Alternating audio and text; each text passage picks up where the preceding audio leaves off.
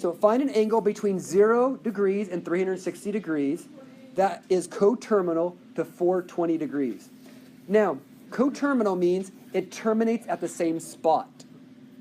So let's first draw this to see what this looks like. Well, if 360 is one time around, isn't 420 going to be past that?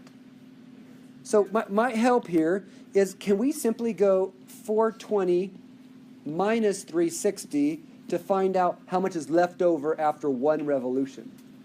Okay, so if I take 420 minus 360, isn't that 60 left over? Yeah. So there's going to be 60 degrees left over. So watch this. I'm going to start right here.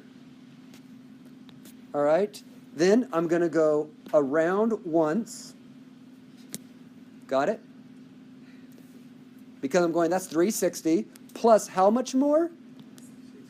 60 more. So I'm going to add my 60 more, so don't I end right there? So won't that be 420? 420 goes all the way around once, plus 60 more. 420. So coterminal means another angle that terminates at the same spot. So, well, it doesn't 60 terminate at the same spot as 420. Watch that. Isn't that 60 right there? So isn't 60 terminate on that circle at the same spot? So that is called a coterminal angle.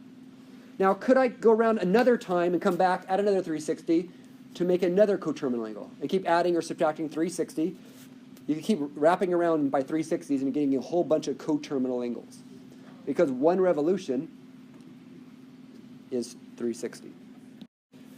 Find two angles that are coterminal to negative 120 degrees.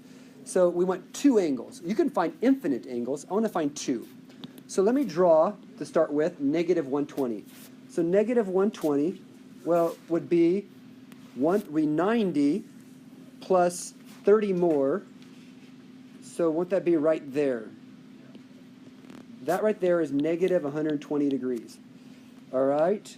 I want to find two other coterminal angles to that. Well, one of them, what I could do is, can I just go this way, around? And if you think about that, some of you can see it, but can you tell it's probably 240? So wouldn't that be one of my coterminals?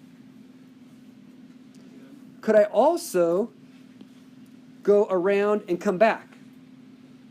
Or could I go around and come back? I could keep going around a whole bunch of times. So 240 is easy to see, but what's the other one? It's kind of hard to see, so let's just do it mathematically, not pictorially. The first one, you kind of got it by looking at it. But here's what you basically want to do for these problems. You want to take negative 120, and you want to add 360, and then you want to take negative 120, and you want to subtract 360, meaning you want to go one way and the other. And this is the easy mathematical way of doing it. And you do the first one, don't you get 240, which doesn't that match my problem? Yeah. And for the other one, you get negative 480, which that might be like, I trust that's right. I mean, you gotta trust it, but that would mean you went around once and came back. Negative 480.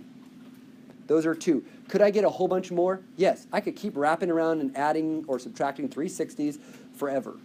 But those are two good ones.